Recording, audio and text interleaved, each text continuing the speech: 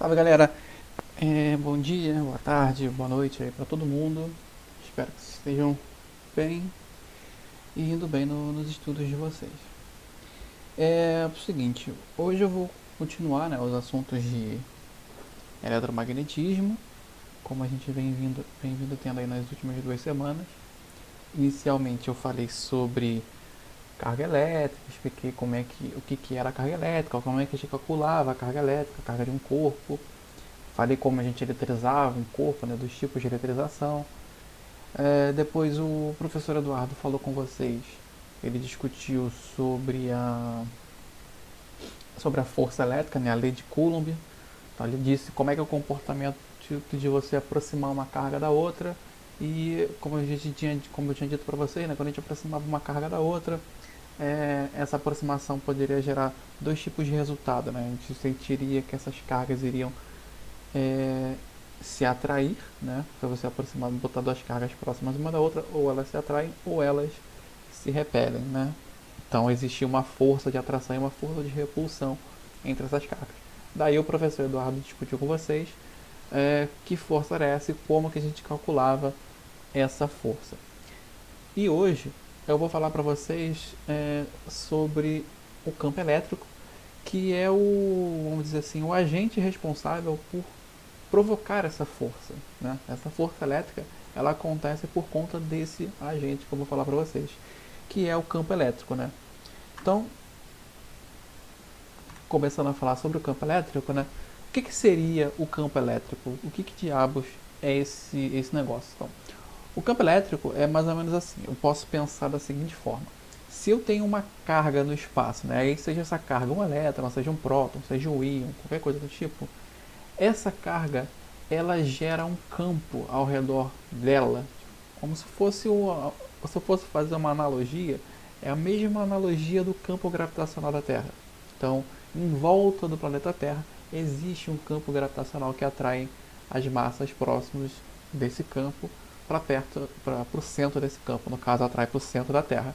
Então a ideia do campo elétrico é basicamente a mesma ideia do campo gravitacional. Então, existe uma carga no espaço e em volta dessa carga existe o chamado campo elétrico. Né? E todas as cargas que eu colocar dentro dessa região desse campo elétrico, elas irão sofrer a ação desse campo elétrico. Tá? E essa ação que elas sofrem no campo elétrico, ela vem na forma de força. Né? E essa força é a chamada força elétrica que vocês discutiram que vocês viram na última aula com o professor Eduardo. Se não viram, deem uma olhada nessa última aula e confiram lá o que é a força elétrica, porque eu vou falar dela já já aqui também. Na verdade eu já falo dela agora, mas eu vou falar um pouquinho mais sobre ela. Enfim, para a gente calcular, né, o campo elétrico, eu vou pensar o seguinte, né? Ignora essa expressão aí por enquanto, né? Que é essa expressão que a gente usa para calcular o campo elétrico. Como o campo elétrico ele produz uma força, né, chamada força elétrica, e a gente já viu que força é um vetor, então na hora que eu for definir o campo elétrico, esse campo elétrico ele vai estar definido na forma de vetor, porque ele depende de um vetor. Então o campo elétrico é uma grandeza que tem uma dependência de um outro vetor, portanto ele também acaba sendo uma grandeza vetorial. Então o campo elétrico ele é um vetor e ele depende de algumas coisas além da sua intensidade. Mas como é que a gente define, como é que a gente calcula o campo elétrico? Se eu quisesse fazer uma conta, pô, eu tenho uma situação lá, como é que eu calculo o campo elétrico, né? Existe essa expressão, né? E essa expressão ela é mais ou menos assim, né? Para a gente calcular esse campo, o cálculo do vetor campo elétrico ele depende dessa expressão, né? Ele é dado pela razão da força elétrica dividido por uma carga de prova Q. O que é essa carga de prova Q? Que diabos é essa carga de prova Q? Porque assim, a gente põe uma carga no espaço, tá? Essa carga ela vai produzir esse campo elétrico ao redor dela. Só que enquanto a gente não, como é que a gente faz para descobrir que existe uma carga na região, né? Para saber quanto é que é aquela carga ou coisa do tipo, a gente precisa colocar uma outra carga nessa região. Essa outra carga ela é chamada de carga de prova. Então, por que ela é chamada de carga de prova? Porque a gente vai pegar essa carga, vai colocar ela numa região, e se aquela carga sofrer alguma força de atração ou repulsão, se ela sofreu alguma força elétrica, a gente vai saber que existe um campo elétrico ali naquela região. E a gente consegue calcular esse campo elétrico a partir dessa carga de prova. Então, essa carga de prova é basicamente uma carga que a gente conhece. E a gente vai pegar uma carga que a gente tem conhecimento e põe essa carga numa região do espaço para descobrir se existe um campo elétrico ali e quanto é esse campo elétrico. Então essa é a chamada carga de prova. Seguindo adiante, né? Essa é a expressão que a gente usa, mas não precisa focar nela agora. Foque em entender como que é, o que é esse campo elétrico, né? Depois a gente se preocupa com essa matemática. Então, ó, uma definiçãozinha um pouco mais formal e uma ilustração para ajudar vocês é que assim, ó, existe uma região de influência da carga Q, onde qualquer carga de prova Q, que é aquela carga que eu tenho conhecimento, que eu vou colocar naquela região, quando eu colocar ela nessa região, estará sob a ação de uma força de origem elétrica. Essa região, né, onde a gente pôs essa carga de prova, a gente dá o nome de campo elétrico. Então o campo elétrico está ao redor de toda essa carga aqui, tá? Então existe aqui são duas imagens, né? Então existe a carga Q e eu estou pegando um ponto qualquer no espaço aqui. Aqui nesse ponto existe um campo elétrico, tá? E esse campo elétrico aqui está apontando lá para essa carga. Já estou destacando aqui o vetor campo elétrico, mas se eu pegasse um ponto aqui onde está a setinha do mouse, eu teria um outro campo elétrico, só que ele estaria apontando de novo aqui para o meio da carga, né? Teria uma outra direção. Porque eu mudei, ó. Aqui é um ponto, como o vetor campo elétrico ele é um vetor, então ele depende de muitas coisas. Ele depende de posição, ele depende de direção, ele depende de módulo e ele depende de sentido. Então se eu pegar um ponto aqui, como esse campo elétrico está apontando para a própria carga, quando eu pegar aqui, ele vai estar apontando para o meio da carga aqui também. Então a direção dele já mudou, então tem um outro campo. Mas enfim, a gente vai discutir isso daqui a pouco também. Então eu tenho essa carga produzindo esse campo elétrico, e quando eu meto uma carga de prova aqui dentro dessa região, eu percebo que essa carga ela sofre uma força elétrica. Tá? Então é mais ou menos isso que acontece. Uma carga no espaço produzindo um campo elétrico num ponto P qualquer. Quando eu ponho uma carga de prova nesse ponto P, essa carga de prova ela vai sofrer a ação de uma força elétrica, de origem elétrica, que é a chamada força elétrica. O campo elétrico ele não deixa de existir só porque eu pus a carga aqui, tá? O campo elétrico ainda continua existindo aqui, ele só não está representado aqui nessa imagem. Mas ainda continua existindo o campo elétrico. Seguindo adiante aqui para a gente falar um pouquinho mais sobre isso aí. Vamos considerar uma carga, né? Criando em torno de si um campo elétrico. Vou colocar a carga de prova dentro dessa região aí, nessa região que essa carga produz o campo. E eu vou perceber que essa carga ela vai ficar sujeita a uma força elétrica Fe. O vetor campo elétrico é dado pela essa equação que a gente viu agora há pouco, né? O que significa isso aqui, né? Vamos olhar com calma.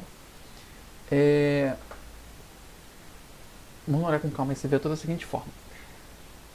Como o campo ele depende da força e essa força ela é um vetor, eu preciso ver quais são as características desse vetor, né? Estou vendo que ele é um vetor e eu preciso saber como é que é dada a direção desse vetor, como é que é o sentido desse vetor e qual é a intensidade desse vetor. Então vamos olhar para essa expressão daqui, né? O campo elétrico ele é dado pela razão da força elétrica e pela carga de prova. Vamos olhar esse vetor, essa expressão. Olhando com calma aqui, ó, olhando para essa expressão, ignora esse texto aqui por enquanto, olhando para a expressão vermelha aqui. Quando eu penso em intensidade, eu penso em módulo. Quando eu penso em módulo, então essa notação de vetor aqui não me interessa. Então, como essa notação não me interessa, essa setinha aqui de vetor vaza fora. Então, a intensidade do vetor campo elétrico, a intensidade dele é dada por essa expressão aqui, ó, pretinha aqui no canto. Que é a mesma coisa, né? Só tirei a notação de campo elétrico. Então, como é que eu calculo a intensidade do campo elétrico quando eu ponho essa carga de prova? Vejo qual é a intensidade da força que essa carga de prova sofreu e divido pelo valor dessa própria carga de prova. Beleza? Aí a unidade disso aqui, né, a unidade de campo elétrico, ela é o quê? É Newton por Coulomb.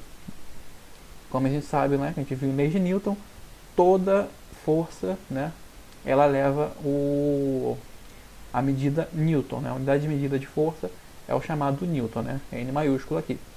E a gente viu agora há pouco, né, nas outras aulas, que a unidade de carga é o Coulomb. Então, quando eu divido força, que é Newton, por carga, que é Coulomb, a unidade do campo elétrico será o Newton por Coulomb.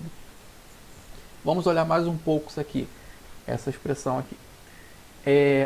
A carga, ela é uma grandeza escalar. O que significa isso? Ela não tem dependência de direção nem de sentido. Não importa se a carga está subindo ou se a carga está descendo, a carga vai continuar sendo carga. Então, quando a gente divide, né, divide ou multiplica uma grandeza escalar por uma grandeza vetorial, o que acontece com a grandeza vetorial? A grandeza vetorial ela pode sofrer alterações na intensidade. Então esse vetor ele pode aumentar ou diminuir o tamanho dele, ou eu posso aumentar e diminuir o tamanho dele, ou também posso inverter o sentido. Então, como é que seria inverter o sentido? Seria eu trocar o sinal desse vetor. Então, por exemplo, olhando para cá, para essa expressão, se esse meu valor de carga aqui fosse um valor positivo, essa divisão aqui ela manteria o seu sinal, né? Porque quando a gente multiplica ou divide números com... Se eu pego um número positivo e multiplico por um novo número positivo, eu vou manter aquele número positivo.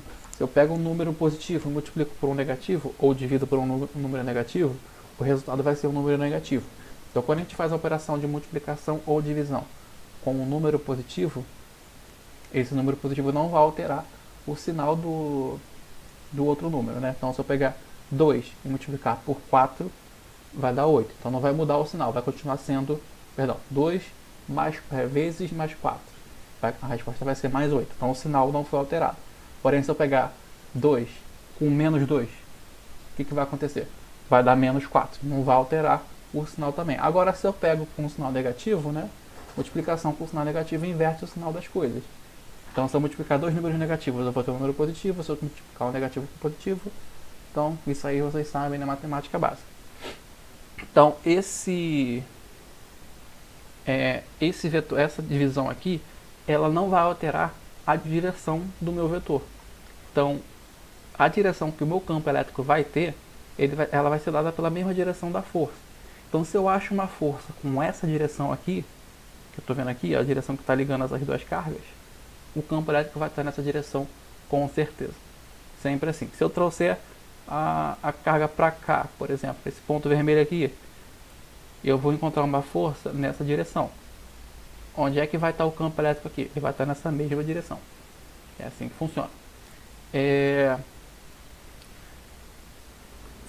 Falando da intensidade da direção, falta o sentido, né? Então, como é que fica o sentido do campo elétrico? Eu vou ter uma situação que é o seguinte: se a carga, nessa minha situação, a minha carga de prova ela for maior do que zero, eu vou ter um campo elétrico na mesma direção da força elétrica. E se ela for menor do que zero, eu vou ter um campo elétrico com sentido oposto à minha força. Então seria mais ou menos assim. Se essa carga de prova aqui, nessa situação, olha a situação, eu tenho um campo elétrico apontando para baixo, eu tenho uma força elétrica apontando para baixo aqui também, na mesma direção. Então eu posso afirmar com certeza que essa carga aqui ela é positiva, essa carga de prova. Se essa carga de prova aqui fosse negativa, essa minha força elétrica ela não estaria apontando nesse sentido, ela estaria apontando nesse sentido daqui. Beleza? A única coisa que vai acontecer é trocar o sentido da força se a minha carga tiver o sinal oposto. Mas a direção ela não vai sofrer nenhuma alteração. Lembrem-se sempre disso. A carga de prova ela não altera a direção do campo nem a direção da força. Ela altera só o sentido ela pode alterar esquece o que eu tô falando. A carga de prova ela não vai alterar a direção nem nada, tá? Ela só vai servir para a gente descobrir qual é o sentido da força e a intensidade dela. Dito isso, a gente pode pensar o seguinte, né? Uma outra questão que a gente vai pensar agora, diferente disso que a gente estava vendo agora sobre o cálculo dessa força, desse campo, é o seguinte: existe uma coisa que a gente chama de linhas de força, né? Linhas de força do campo elétrico. O que seria essas linhas de força?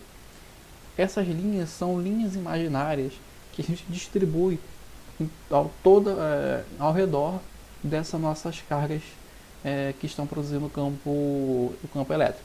Então essas linhas elas são sempre perpendiculares à superfície da carga. Então, o que seria isso? Se eu fosse pegar aqui nessas imagens aqui, que estou representando linhas de campo, essas setas, né, essas retas, elas saem formando um ângulo de 90 graus na região que elas estão saindo. Então essa seta aqui na vertical para cima, essa seta na vertical para cima, ela está formando um ângulo de 90 graus com esse ponto aqui de onde ela está saindo. Essa seta aqui inclinada para baixo, a mesma coisa, tá? E é o seguinte, eu posso ter cargas positivas, eu posso ter cargas negativas produzindo campo elétrico. A nossa definição, né, a definição que a gente adotou ao longo dos nossos estudos, né, ao longo do desenvolvimento dessas teorias, é a seguinte: cargas positivas, elas produzem campos elétricos positivos, né? E esses campos elétricos eles vão ter as linhas de campo saindo dessas cargas. Então, se eu fosse ver o campo elétrico nesse ponto aqui, esse campo elétrico ele vai estar apontando para fora da carga. Aqui embaixo vai estar apontando para fora da carga. A direção vai ser a direção dessas linhas, tá? Mas ele vai estar sempre apontando para fora da carga, ele nunca vai estar apontando para dentro dela. E quando a gente tiver uma carga negativa, essas linhas de campo vão estar apontando para dentro da carga, né? Na direção, no sentido por interior, no sentido interior da carga. Então, qualquer ponto que eu pegar aqui no espaço, eu vou ver que o vetor campo elétrico vai estar apontando para dentro dessa carga. Então, nessa minha imagem aqui, eu tenho um campo elétrico apontando para dentro da minha carga. Então, eu posso afirmar com certeza que essa carga aqui é uma carga negativa, tá? Por conta desse campo que eu estou colocando aqui para dentro da carga, para baixo. Essas linhas são tangenciadas, né? Então, estão sempre formando um ângulo de 90 graus com o campo elétrico. Duas linhas não vão se cruzar nunca, tá? Então, essa linha aqui está saindo para cima e essa linha que está saindo aqui um pouquinho para o lado, essas linhas nunca irão se cruzar no espaço, independente da quantidade de carga que a gente colocar no caminho, elas nunca vão se cruzar. Elas podem distorcer umas às outras, e isso de fato acontece. Uma linha de campo pode distorcer a outra, mas elas nunca vão se cruzar. E a intensidade do campo ela é proporcional à concentração das linhas. Então, quanto mais concentradas essas linhas estiverem, mais próximas elas estiverem, mais intenso vai ser esse campo elétrico. Então, se vocês olharem para essa imagem, vocês vejam que aqui mais próximo da carga, eu tenho que as linhas estão muito mais próximas uma das outras. Então, por conta disso, mais próximo da carga, quanto mais próximo da carga, mais intenso vai ser esse campo elétrico. Agora, se a gente olhar aqui na beiradinha, vocês percebam que a distância entre uma linha e outra é bem maior. Então, como essa distância é bem maior, esse campo elétrico aqui nessas fronteiras aqui, ele vai ser menor do que aqui mais próximo da carga. E isso vale tanto para as duas, para positiva e para negativa. Só que aqui eu vou ter um campo elétrico muito positivo, aqui eu vou ter um campo elétrico muito negativo. E isso seriam as linhas de campo. São só linhas imaginárias para ajudar a gente a desenhar e imaginar e entender melhor como se comporta o vetor campo elétrico. Agora eu vou dar um pause para começar a continuar a discussão numa outra parte da nossa aula, tá?